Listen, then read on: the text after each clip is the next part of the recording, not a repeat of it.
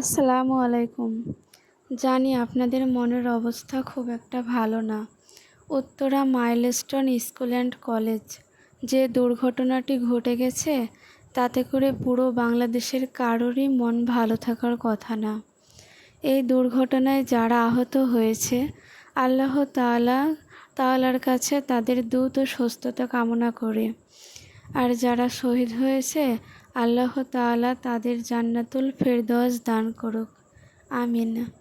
আমারও মনটা খুব একটা ভালো না, তাই তার জন্য রাতে শুধু নরম খিচুড়ি রান্না করে নিলাম।